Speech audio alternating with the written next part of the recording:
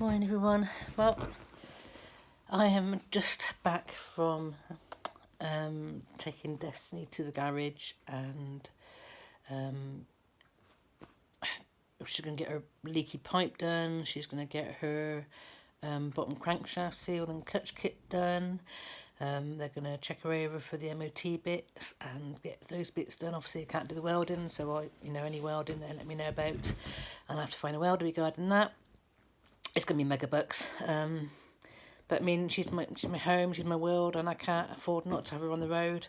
So out come the high interest credit cards once again. Yes, we're in debt already with them, and I had enough stuff to sell to sort of pay that off, and I'm running out of things to sell. So I'm having to sort of think of new ways of trying to get some funds in. So I'll be doing readings again. I'll be doing obviously the healings I can't do, so I'm back out on the road, and I'm well enough for that.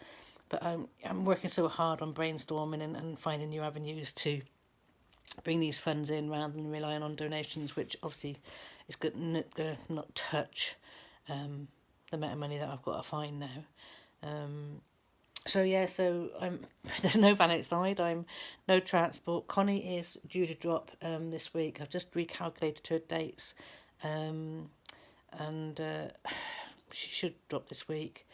At least she didn't sort of do so while I was out at the garage. I was so worried about leaving her and Chief and not being here for her. So now I've got to give myself a bit of a kick at the bum and get tied in the bungalow, because we will be living in here till probably Christmas. And only taking the van out for the few events we've got to go to, which would be, the way things are going, it looks like Connie's going to be moved into the van with like week-old kittens, and it's become quite stressful for me to do that. And then we'll bring her back and let her go back into the bungalow again and let her raise them in there. I know she'll enjoy going on the road, but it's just timing is just so silly, because obviously the van has to go back out again to get its MOT done. So if we could stay in the van and travel around and do that, not like I got any money to travel around, then so be it. But I think it's a lot easier in the bungalow for the kittens and the cats to have some space and play. And I need to get it sorted as well. I need to be here to sort through all the things to be sold, get them out to places to be sold, box up things to be sold, empty the shed, rather than just sit here. I've just been really quite low. Yes, I need the rest, and yes, I need to have some me time with the cats. But doesn't mean to say it's not hard. Having like such a huge debt, and we are talking thousands. After the van's been in and come back from that, I'll probably be at the I don't know, £7,000-8,000 in debt on high interest credit cards. It's been so difficult having no work availability through lockdown. I was just trying to get myself somewhere pre-lockdown, and we got the workshop sorted, and there was a potential for me to earn a living from my gift. Then lockdown. So yeah, I'm trying to sort of think, how can I, even as a, it's very difficult. People don't realise my disabilities, and my sensitivity also is a disability in itself as well. It's just really hard, and I really want to support myself, but I am limited to what I can do and how life and people affect me. Like I said, I'm just going to sell everything I own. But even like sort of moving back into the bungalow, because I had no cooking facilities, I've had to spend out on things that I never had. So for like 18 months, I've been living and cooking in the van with the cooker there. For the first year, it was just a camp stove, a single stove, but a camp stove. And I was obviously going to sort of just leave my bungalow, and it's a council bungalow, there's no money in it, and live on the road, see where I could afford to live on the road and be, support myself. Still learning out. I don't know how I'm going to do that. I thought I was going to do some sort of begging and artwork, but I know what I need to survive as a person, and that's obviously being out in the country. And we obviously proved that by this last month trip away, just being out in the camper van on the road with the cats. It was good for me. It was good for my health. It was good for my exercise. It was good for my well-being. Good for me mentally and emotionally. And then to come back within these four walls, I feel trapped. I feel stuck. But I also, like I say, I can understand the benefit, and it is security, and it is something I need to have as a base for water, washing machine, shower. And also, like I say, the cats are such hard work on when you're looking after them 24/7, and obviously I can just let them go in the bungalow and just rest. So I was so exhausted from it all. I didn't intend to talk about this on this video. I was just going to say about the vans in, and but yeah, it is tough.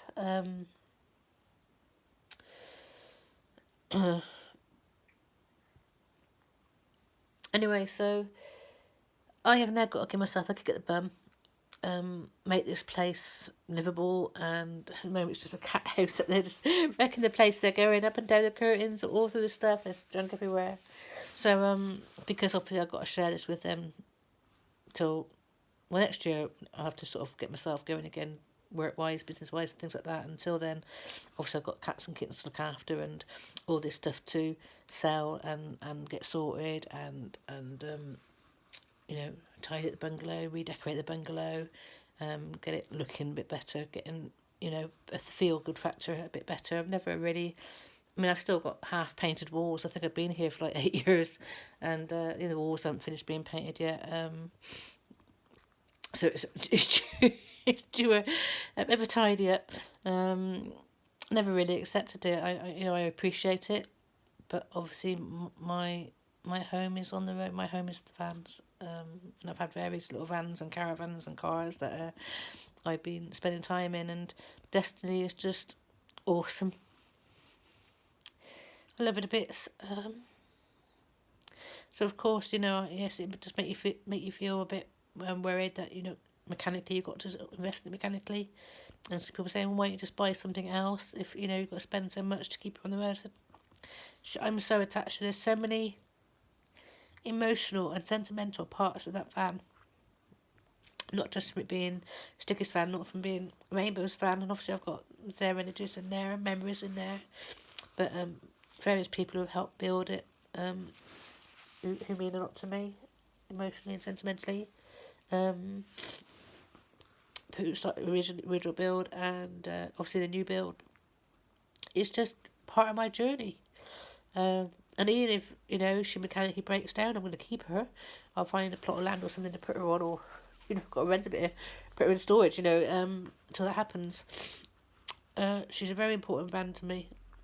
So obviously, ideally, I have to just keep going and keep investing in her and keep her getting on the road. And I have spent a lot on her already, and I'll carry on spending on her. It's like, it's no different having a mortgage, is it, at the end of the day? The only difference being is I've got no work, and even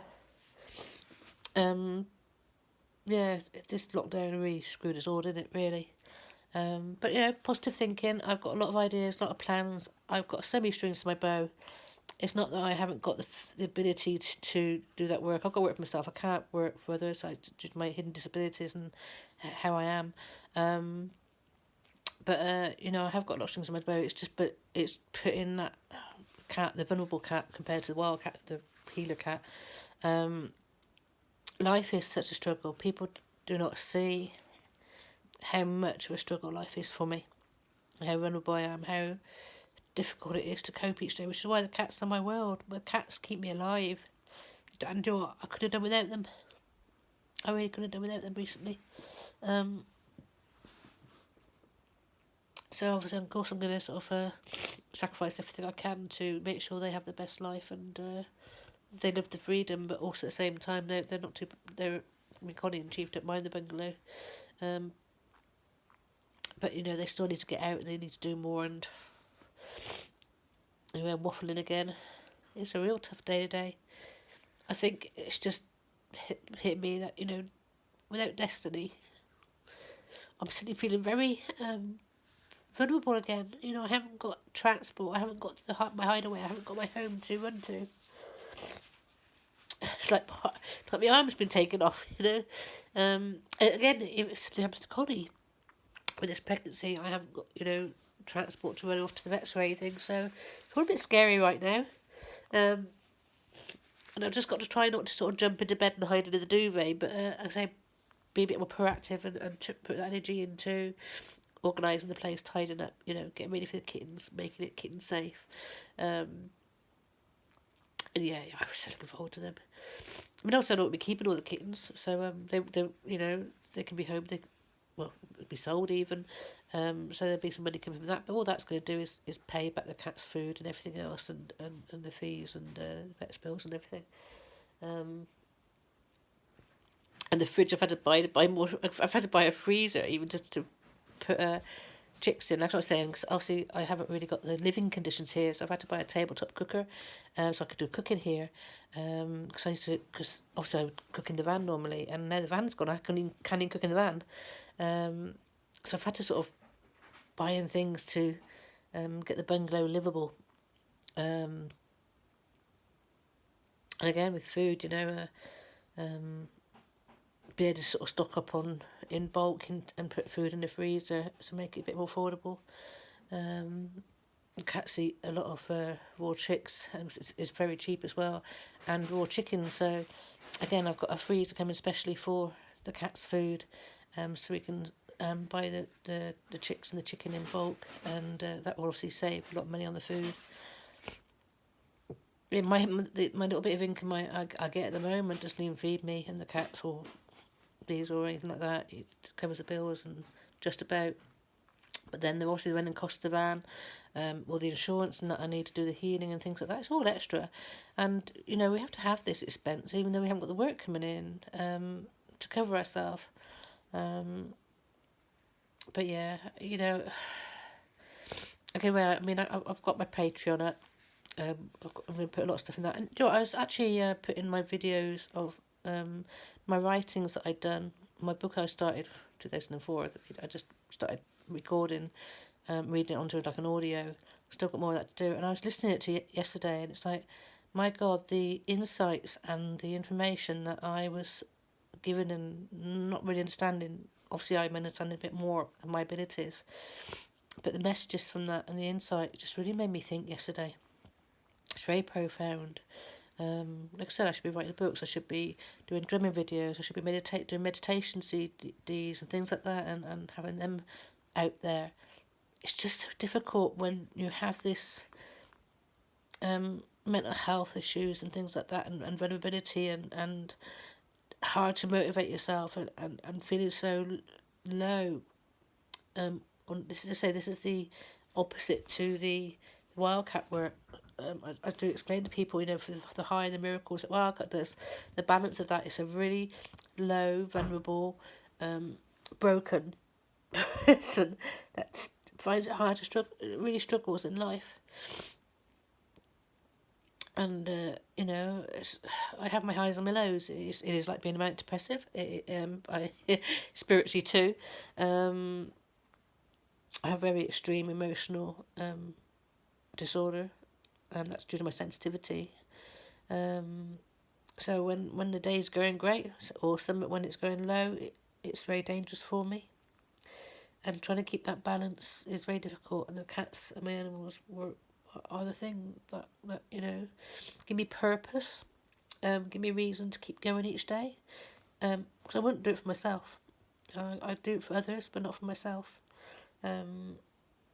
So yeah, these cats have been brilliant for me. This fan is because they are a 24/7 cat. They need that 24/7 watching and care, unlike other cats, especially when you're in the van. Which is why that van life is so important to me. The van life with the cats, it keeps me alive. It gives me purpose. It gets me up out of bed every day. It makes sure I'm watching something. Makes sure I'm doing something. So as you start to understand, how that they keep me alive. Because if I didn't have that purpose, I would just be under the duvet, miserable, suicidal, don't want to know about things, don't have any purpose. Yes, my spiritual work is different. Very, very intense, very, very important. And again, that's serving the community, that's me giving to the people. So yes, you've got to have the self-love and things like that, which has been really difficult for me. I've got a lot of pride in myself and my abilities, but I have to fight that with the other side, the cat side. I say we've got the cat and the wild cat. The wild cat's the spiritual worker. The cat is the human body that finds it so hard to cope and survive. Like I say, I mean, I'm really excited over the kittens. It's like I'm desperate for the kittens to be born soon, because obviously I can feel myself going over that edge. And yes, as you saw, I sort of got myself positive, got myself, okay, all the attention of all the work and the things I can do and get myself sorted. But I still need that feed. I still need that positive input. Instead of all this negative balance from, obviously I went away, I hadn't really enjoyed that, needed that to energise and show what was out there, what I needed to help me survive, which is obviously why the van's so important. And we know how that's going to fit into my life. This whole world lives on, it's all monetized, it's all material. I've done a lot for people for free and given a lot of stuff away, and but I realise it is a material world, and I've got to respect that and work for money, do healings for money, and not just donations, because you even find that when you do for donations, or even when you do it for free, the people that you think will pay you more don't, and the ones who you don't think can afford anything have got the most generous hearts. So yeah, it's just weird how humans are. Hello, beautiful. It's sad. It's really sad. But anyway, I'm not going to go down that road. I've just got to keep going. I've got to keep positive, respect my work for spirit. I've got plenty of work ahead and preparation to do. I very much trust everything's going to be okay. They got me out of their spiritual debt before, and they will do so again. I say all this is about, testing my strength. It's all about death and rebirth. There's a lot, and each time I go down the low and I break, I come back stronger. Everything happens for a reason. I've had to learn to become much more independent again, which is great, because obviously, even though it's difficult to not have somebody there for you, in my world, in me going forward, I have to have that strength of independence, and not sort of, because it just makes me feel worse if you need help and there's nobody there. So yeah, they say that the van is important, and I just basically took to the garage, get on with it, do whatever needed. I can't hold any more. I mean, whatever happens, the work's got to be done. I can't. I'm not having another one, and this one has to keep going. So whether it's done, work's done now or in 3 months' time, just get it done. Yes, that's gone against me in the past when I've been taken advantage of, and work's been done, and being charged with things that it's not needed. But I'm trusting the garage that isn't at the moment. I have to, and I'm also appreciating. I'm grateful for those who have come forward and actually helped me with other things. I know I do keep myself to myself. I mean, the van life community don't really know me. Obviously, the MBS community know me more, but the van life community don't really know me, and they bless them. I'm fine. Obviously, people know I'm fine when they get to know me and talk to me and things like that. But I can understand how the energies out there are responding, and I know that I'm not the easiest to learn about and know about. That's a lot to do with social phobias and the energies that I feel from others, that I avoid at the end of the day as well, because of how it affects me. And people don't understand that. People who aren't spiritually aware and energy aware don't understand how their energies can affect me so greatly. So I do avoid people, but at the same time I have to be amongst people to do the work and to go forward and to do the help. So, it's catch-22. The gift I have is a blessing and a curse. But I wouldn't change my path for the world. I for all the hard work and the upsetting work it is, upsetting life I have,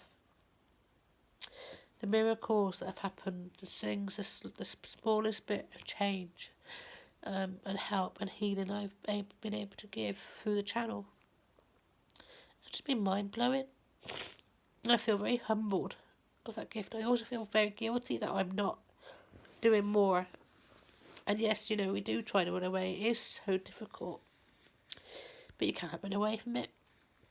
You can't run away from a service to spirit. You can't run away from a gift that you have that is there to help others. So I've got to pick myself up and get through this.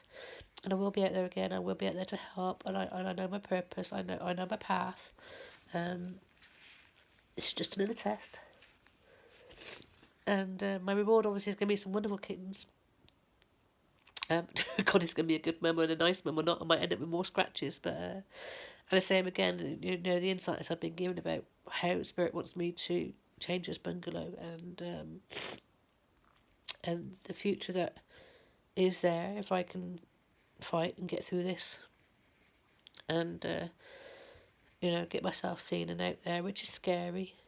You know, never have been one for that fame and that glory, but, you know, I've been pushed out into the public domain and in front of big audiences to do the demonstrations and looking forward, but do amazing things. And I am so grateful for that. And somehow we've got to get back to being seen, but also respecting the balance that I need regarding my work, my life, my play, my rest, and, you know, re-energise time. And that was always what I did wrong before. I always overdid things. I never had the rest and the time out. So yes, right now I know I need more rest. I know I need time for me and the cats. And I just got to trust that the debts will be paid later. I've just got to roll with it. But it's scary when you have so much money owing and no income. But we're not going to manifest that. I know I'm going to be successful in the future. It's not a success that other people see. I know my worth. And that's really big for me to say. It's really big for me to say that. I love who I am. And that may sound daft coming from me right now with me crying my eyes out and feeling so emotional. But I'm very lucky. I'm very lucky to have the gifts that I have.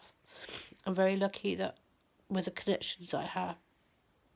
And it may be a lonely path, but I'm not alone. And I really respect those that followed me, supported me, given kind words, been my stalkers, and even those who have sort of come, used and then walked away.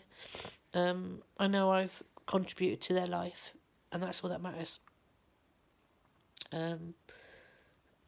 Anyway, I'm going to cut this now because obviously I've been talking for ages. Like I said, I would always share my feelings, warts and all, my mental health side, my emotional side. I just want to say to everybody, I'm so grateful to each and every one of you that has crossed my path, made a difference to me, so I can continue on this journey. And I'm sure there'll be many, many more of you helping me as I will be out there helping others. Anyway, I will no doubt be vlogging when the kittens come and have a bit of looking forward to that manic moment and the joy from that, and hopefully that will give me enough happiness to push me through the next bit, to the next chapter, and see what the next part of the journey brings. It's a new start, new beginnings. I know there's a lot more energies and a different path, and new guides coming in, new drums that I've got to do, there's so much new stuff coming in, but it's also about also revisiting the past and using some of that I've used before, bringing it forward, or so I'm not using, learning things and bringing that forward into the future. So a lot of revisiting the past and reminding myself of, you know, that knowledge and that strength, and amalgamating everything, basically taking that forward to the new bit, and to the new business or whatever it's going to be that I'm going forward with. WildKatt on the road is going to be huge for me, not just for the name, but for what we do, but for what's the potential is and for the help for the community, but also for my time in the wilderness, the cat's time in the wilderness, and that freedom and that connection to nature and to the other worldly beings and all that, that work with me and through me. Things changing so much in our world right now, and there's going to be a big selection process going on regarding the various vibrations and the people and the future. So, stay true to yourself. Trust your instincts. Trust where you're being guided. Just remember that not everybody's got the same path as you. Not everybody's got the same journey or the same lessons to learn as you. Nobody's wrong because each of their path is right for them. So respect that. Stand up with a true heart. Send unconditional love out there. And enjoy your journey. We're only on this earth for us in a day, for our lessons. And it's important that you respect that soul journey. Learn your lessons, do your work, so you can then go forward and advance accordingly. Good luck to us all out there. Whoever's going to come next, be proud of who you are, stand up tall, keep smiling, and be that love. We are all one. And those who are meant to be with each other, those who are meant to cross each other's paths, those who are meant to help others, those who are meant to be alone, those who are going to have a different path and more of a lower vibration. It's all lessons, it's all part of our journey, and just respect that. Just respect others, respect things have got to happen for progress and for advancement and for changes. And we are going through a huge change at the moment, and it's going to be difficult for those who are sensitive to the energies. Be a lot of challenges ahead, a lot of moments like this. Because I know I suffer that way anyway, but for all the wonderful work that so many people do, it's about balance. So respect that too. For every good moment, there's going to be a bad moment. And it's how you deal with that, it's how you embrace that, and how you understand that, it's how you cope and how you survive and how you get stronger.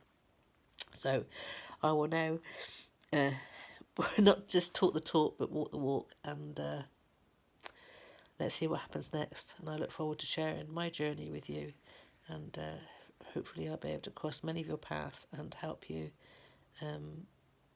with the help of my guides and spirit and the most wonderful energies and beings that I connect with that have so much wisdom, but that's not to be shared yet.